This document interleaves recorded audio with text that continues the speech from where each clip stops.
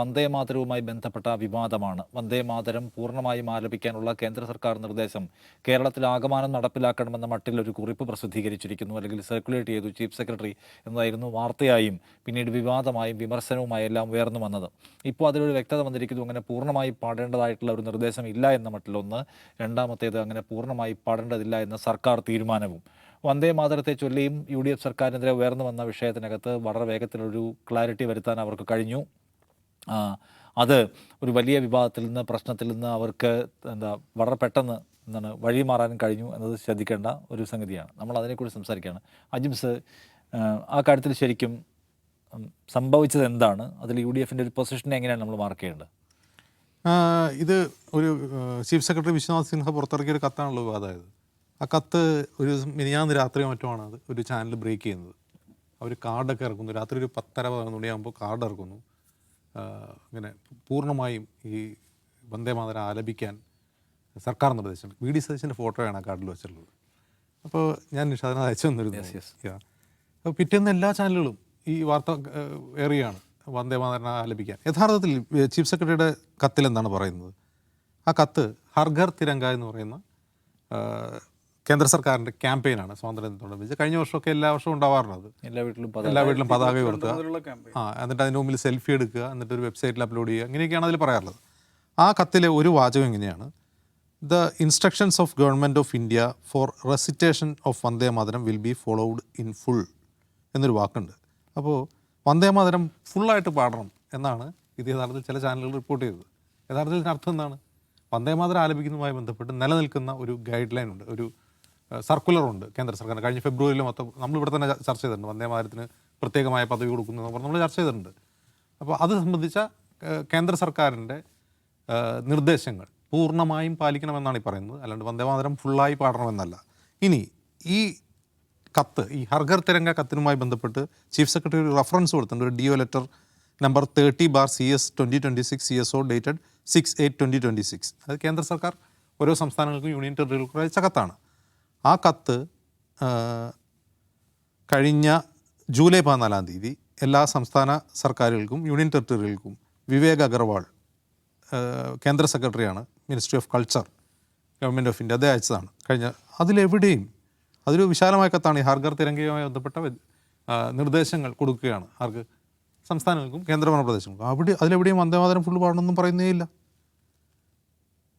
അപ്പോൾ യഥാർത്ഥത്തിൽ ഇതൊരു തെറ്റായി റിപ്പോർട്ട് ചെയ്യപ്പെട്ട് ഉണ്ടായ ഒരു പ്രശ്നമായിട്ടാണ്, ഒരു കൺഫ്യൂഷനായിട്ടാണ് എനിക്ക് തോന്നുന്നത്. മാത്രവുമല്ല, കഴിഞ്ഞ ഫെബ്രുവരിയിൽ കേന്ദ്ര സർക്കാർ, കേന്ദ്ര ആഭ്യന്തര മന്ത്രാലയം ഈ വന്ദേ മാതരവുമായി ബന്ധപ്പെട്ട് ഇറക്കിയ സർക്കുലറിനെതിരെ ചില ആളുകൾ കോടതി പോയി, സുപ്രീം കോടതി പോയി. കഴിഞ്ഞ ഫെബ്രുവരിയല്ല, 2025 ഫെബ്രുവരി. ആ സമയത്താണ് കേരള സർക്കാർ ഉൾപ്പെടെ ഞങ്ങളത് പാടില്ല എന്ന ശക്തമായ നിലപാട് സ്വീകരിച്ചു പിണറായി വിജയൻ സർക്കാർ. സുപ്രീം കോടതിയിൽ പോയപ്പോൾ സുപ്രീം കോടതി ഈ സർക്കുലർ പരിശോധിച്ചു. സുപ്രീം കോടതി പറഞ്ഞു, ഇത് പൗരന്മാരുടെ മേൽ വന്ദേ മാതരം അടിച്ചേൽപ്പിക്കാനുള്ള രീതിയല്ല. സർക്കാർ പരിപാടിയിൽ പൂർണ്ണമായി വന്ദേ മാതരം ആലപിക്കണം എന്ന് സർക്കുലർ നിർദ്ദേശമുണ്ടെങ്കിലും അത് മാൻഡേറ്ററി അല്ല, ആൾക്കാർക്ക് അഡ്വൈസറിയാണ് എന്ന് പറഞ്ഞ് സുപ്രീം കോടതി ആ കേസ് തള്ളുകയാണ് ചെയ്തത്. അപ്പോൾ അതിനർത്ഥം കേരളത്തിലെ ഏതെങ്കിലും പരിപാടികളിൽ വന്ദേ മാതരം പൂർണ്ണമായി ആലപിക്കണമെന്നൊരു ഒരു നിർബന്ധവുമില്ല. കേന്ദ്രത്തിന് അങ്ങനെ നിയമപരമായി ആവശ്യപ്പെടാനും കഴിയില്ല. അതൊരു സർക്കുലറാണ്. ഇനി ഒരാൾ വന്ദേ മാതരത്തെ അപമാനിക്കരുത് എന്നുള്ളതാണ് ഇപ്പോൾ പുതിയ വരുന്ന നിയമം. ആ നിയമം എന്താണ്? ഇപ്പോൾ ദേശീയ ഗാനത്തോട് നമ്മൾ കാണിക്കുന്ന അനാദരവ് കുറ്റകരമാകുന്ന പോലെ വന്ദേ മാതരത്തിനും ആ പദവി കൊടുത്തിരിക്കുകയാണ്. അതിനർത്ഥം വന്ദേ മാതരം പൂർണ്ണമായും ചൊല്ലണം എന്ന് നിയമപരമായും ആവശ്യപ്പെടാൻ കേന്ദ്ര സർക്കാരിന് കഴിയില്ല എന്നുള്ളതാണ് യഥാർത്ഥം. സത്യത്തിൽ ഈ വിവാദം ഉണ്ടായത് എവിടെയാണെന്ന് വെച്ചാൽ, വിദ്യാഭ്യാസ മന്ത്രി N. ഷംസുദ്ദീൻ്റെ ഒരു പരാമർശമാണ്. അദ്ദേഹം എന്താണ് പറഞ്ഞത്? ലോക് ഭവൻ ആവശ്യപ്പെട്ട പ്രകാരം ചീഫ് സെക്രട്ടറി ഒരു കത്തയക്കുകയായിരുന്നാണ്. ഒന്ന്, അദ്ദേഹത്തിന് ഇതെന്താണ് വിവാദത്തോട് റെസ്പോണ്ട് ചെയ്തുകൊണ്ടാണ് അദ്ദേഹം ഒന്ന് വിവാദമാക്കിയത് മാധ്യമങ്ങളാണ്, തെറ്റായി ഇത് റിപ്പോർട്ട് ചെയ്ത മാധ്യമങ്ങളാണ് ഇത് ആദ്യം വിവാദമാക്കിയത്. രണ്ടാമത് N. ഷംസുദ്ദീൻ അതിനോട് റിയാക്ട് ചെയ്ത രീതിയാണ്. ഒന്ന്, ലോക് ഭവൻ അങ്ങനെയൊന്നും ആവശ്യപ്പെട്ടിട്ടില്ല എന്ന് ഗവർണർ തന്നെ പറയുന്നു. മറ്റൊന്ന്, ഈ കത്ത്, ചീഫ് സെക്രട്ടറി പുറത്തിറക്കിയ കത്ത് ഒരിക്കലും ലോക് ഭവൻ്റെ കത്തുമായി റെഫറൻസ് വെച്ചിട്ടല്ല. അത് കൾച്ചറൽ മിനിസ്ട്രി ഹർഘർ തിരങ്കയുമായി ബന്ധപ്പെട്ട് ജൂലൈയിൽ ഇറങ്ങിയ കത്തുമായി ബന്ധപ്പെട്ടാണ് ആ കത്ത് ഇറക്കുന്നത് തന്നെ. അതും അവിടെ നിന്ന് ഹർഘർ തിരങ്ക ക്യാമ്പയിൻ എങ്ങനെ ചെയ്യണമെന്നതിനെക്കുറിച്ച് വിശദീകരിക്കുകയാണ് ചെയ്യുന്നത്. ഇതിനാകെ ഒരു പ്രശ്നമുള്ളത്, ഈ വിശ്വാസ് സിൻഹ എന്തിനാണ് ഇതിൽ വന്ദേ മാതരം കുത്തിക്കയറ്റിയതെന്നുള്ളതാണ്. കാരണം കൾച്ചറൽ മിനിസ്റ്ററുടെ കത്തിൽ എവിടെയും വന്ദേ മാതരത്തെ പറ്റിയുള്ള കാര്യമായ പരാമർശമില്ല. എന്നിരിക്കെ വന്ദേ മാതരം സംബന്ധിച്ച ആ പഴയ സർക്കുലർ പൂർണ്ണമായും ഇതിൽ ഉൾപ്പെടുത്തണം എന്ന അതൊരു അനാവശ്യമായ പരാമർശമാണ്. പ്രത്യേകിച്ചും കേരളത്തിൻ്റെ രാഷ്ട്രീയ സാഹചര്യത്തിൽ വന്ദേ മാതരത്തോട് കേരളത്തിലെ ഇരു മുന്നണികളും മറ്റൊരു നിലപാട് സ്വീകരിക്കുന്ന സാഹചര്യത്തിൽ സർക്കാരിൻ്റെ ആ കാര്യത്തിലുള്ള പോളിസി എന്താണെന്ന് വിശ്വാസം എനിക്ക് അറിയാഞ്ഞിട്ടാണോ അതല്ല ബോധപൂർവ്വം മറക്കുന്നതാണ്. ഞാൻ മുമ്പ് സൂചിപ്പിച്ച കാര്യത്തിലേക്ക് വരുവാണ്. UDF ഭരിക്കുമ്പോൾ, കോൺഗ്രസ് ഭരിക്കുമ്പോൾ ശരിയായ ജാഗ്രത വേണം. ആരെക്കുറിച്ച്? ബ്യൂറോക്രസിയിൽ പ്രത്യേകിച്ചും പോലീസ്, അർദ്ധസൈനിക വിഭാഗങ്ങൾ, അധ്യാപകർ, IAS എല്ലാത്തിനെക്കുറിച്ചും ജാഗ്രത വേണം. ആ ജാഗ്രത ഇല്ലാതിരുന്നുള്ള പ്രശ്നം എന്താണെന്ന് വെച്ചാൽ പണി എവിടെ നിന്നാണ് വരുന്നതെന്ന് പറയാൻ പറ്റില്ല. അത് N. ഷംസുദ്ദീനോ VD സതീശനോ ചെന്നിത്തലയ്ക്ക് പോലുമോ ഫോർകാസ്റ്റ് ചെയ്യാൻ കഴിയില്ല.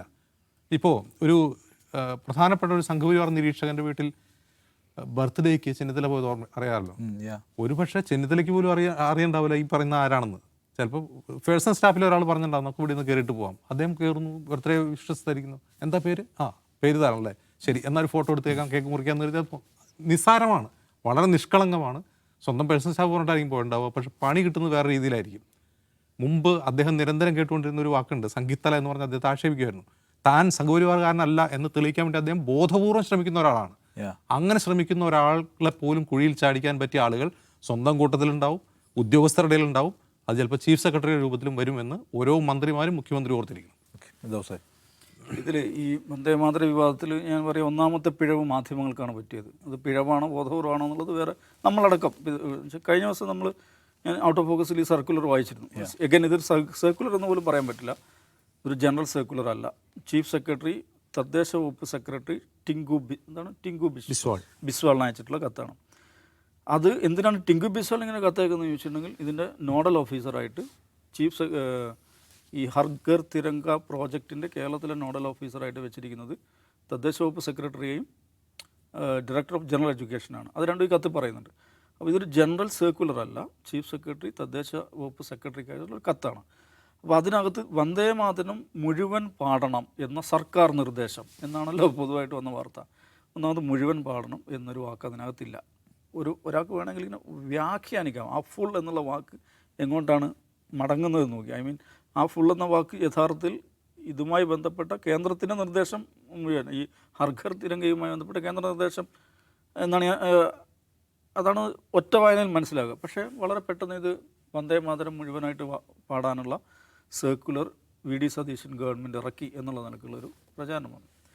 പക്ഷേ എഗൈൻ ഇതിൽ മനസ്സിലാക്കേണ്ട ഈ സ്വാതന്ത്ര്യദിന ആഘോഷവുമായി ബന്ധപ്പെട്ട് സർക്കാർ എടുത്തിട്ടുള്ള തീരുമാനം എന്താണെന്നുള്ളത് 5-ാം തീയതി സർക്കുലറായി ഇറങ്ങിയിട്ടുണ്ട്. പൊതുഭരണ വകുപ്പ് തന്നെ സർക്കുലറായിട്ട് ഇറക്കിയിട്ടുണ്ട്. അതിനകത്ത് വന്ദേമാതരത്തെക്കുറിച്ച് ഒരു മെൻഷൻ പോലും ഇല്ല. ദേശീയഗാനം ചൊല്ലുന്നതിനെ കുറിച്ചാണ് അതിനകത്ത് പറയുന്നത്. അപ്പോൾ അങ്ങനെ ഇരിക്കുക. പിന്നെ 6-ാം തീയതിയാണ് ഇദ്ദേഹത്തിന് ചീഫ് സെക്രട്ടറിയുടെ കത്ത് പോകുന്നത്. അപ്പോൾ 5-ാം തീയതി ഒരു ജനറൽ സർക്കുലർ ഇൻസ്ട്രക്ഷൻ ഇറങ്ങിയിരിക്കുക. 6-ാം തീയതി ചീഫ് സെക്രട്ടറി തദ്ദേശ വകുപ്പ് സെക്രട്ടറിക്ക് അയച്ച കത്തിന് പ്രത്യേകിച്ച് പ്രസക്തിയില്ല. കാരണം അത് ദേശീയ ദിനാഘോഷവുമായി ബന്ധപ്പെട്ട സർക്കുലറേ അല്ല. ഈ പറയുന്ന ഹർ ഘർ തിരങ്ക പ്രോജക്റ്റിനെ കുറിച്ച് കേന്ദ്ര സാംസ്കാരിക മന്ത്രാലയം എന്താണ് പറഞ്ഞിട്ടുള്ളത് എന്ന് ചീഫ് സെക്രട്ടറി അദ്ദേഹത്തിൻ്റെ ഒരു കീഴ് ഉദ്യോഗസ്ഥർക്ക് അറിയിക്കുകയാണ്. അപ്പോൾ കേന്ദ്രത്തിൻ്റെ ഒരു സർക്കുലർ അത് അറിയിക്കുക എന്ന് പറയുന്ന ഉത്തരവാദിത്തം ആണ് അദ്ദേഹം നിർവഹിച്ചിട്ടുണ്ടാവുക. ഏകൻ അതിനകത്ത് സവിശേഷമായി വന്ദേമാതരം എടുത്തു പറഞ്ഞതായാണ് അത് പെട്ടെന്ന് ട്രിഗർ ചെയ്യാണ്. അതിനകത്താണ് ആളുകൾ കയറി പിടിച്ചത്. ആ ഒരു അങ്ങനത്തെ ഒരു രാഷ്ട്രീയ സൂക്ഷ്മത ബ്യൂറോക്രാറ്റുകളുടെ ഭാഗം നമ്മൾ പ്രതീക്ഷിക്കുന്നതിൽ അർത്ഥമില്ല. അവരുടെ പൊളിറ്റിക്കൽ ബോസാണ് അത് ശ്രദ്ധിക്കേണ്ടത്. പക്ഷേ അതിനകത്ത് ഏകൻ നമ്മൾ കാണേണ്ട ഒരു കാര്യം എന്ന് വെച്ചാൽ ഇങ്ങനെ ഒരു സംഗതി വരുമ്പോഴേക്ക് അത് കേരളത്തിൽ വലിയ വാർത്തയാകുന്നു, വലിയ വിവാദമാകുന്നു. ഇത്തരം വിഷയങ്ങളിൽ കേരളം എത്രത്തോളം ജാഗ്രതാണ് എന്നൊരു സന്ദേശം VD സതീശന്, UDF നേതൃത്വത്തിന്, കോൺഗ്രസ് നേതൃത്വത്തിന് നൽകുന്ന ഒരു സംഭവമാണിത്. അപ്പോൾ ഒരു ചെറിയ എന്താ പറയുക ചായ്വ് അങ്ങോട്ട് കാണിക്കുമ്പോഴേക്ക് വലിയ തോതിലുള്ള പ്രതികരണം കേരളത്തിൽ നിന്നുണ്ടാകും എന്നൊരു സന്ദേശമാണ്. ഓഫ് കോഴ്സ് രാഷ്ട്രീയമായി അവർക്ക് അതിനെ മറികടക്കാൻ സാധിച്ചിട്ടുണ്ട്. കാരണം തൊട്ട് തലേന്ന് തന്നെ എങ്ങനെയാണ് നമ്മൾ ഈ സ്വാതന്ത്ര്യം ആഘോഷിക്കുന്നത്, അതിൽ ദേശീയ ഗാനമാണ് പാടുന്നത് എന്നൊക്കെ വിശദീകരിച്ചുള്ള സർക്കുലർ ഓൾറെഡി ഇറങ്ങിക്കഴിഞ്ഞിരിക്കെ രാഷ്ട്രീയമായി UDF രക്ഷപ്പെട്ട് കഴിഞ്ഞാൽ UDFന് അതൊന്നും പുറത്ത് കിടക്കാൻ കഴിഞ്ഞിട്ടുണ്ട്, നിശ്ചയമായിട്ടും പുറത്ത് കിടക്കാൻ കഴിഞ്ഞിട്ടുണ്ട്. അപ്പോൾ കേരളത്തിൽ ഉണ്ടായിരിക്കേണ്ട, പ്രത്യേകിച്ച് മോഡി ഭരിക്കുമ്പോൾ, സംഘപരിവാർ ഇന്ത്യ ഭരിക്കുമ്പോൾ ഉണ്ടായിരിക്കേണ്ട വളരെ കണിശമായിട്ടുള്ള രാഷ്ട്രീയ ജാഗ്രതയെക്കുറിച്ച് കേരളത്തിലെ പൊളിറ്റിക്കൽ ലീഡർഷിപ്പിന്, ഭരണ നേതൃത്വത്തിന് ലഭിക്കുന്ന ഒരു വളരെ പ്രധാനപ്പെട്ട ഒരു സന്ദേശത്തിൻ്റെ സന്ദർഭമാണിത്. ഇപ്പോൾ നമ്മൾ സംസാരിക്കുമ്പോൾ വേറെ ഒരു ഡെവലപ്മെൻറ്റ് കൂടെ നമ്മൾ കാണും. ഇപ്പോൾ തമിഴ്നാട്ടിൽ അവിടുത്തെ അസംബ്ലി ഒരു യുനാനിമസ് ആയിട്ട് റെസൊല്യൂഷൻ പാസ്സാക്കിയിരിക്കുകയാണ്.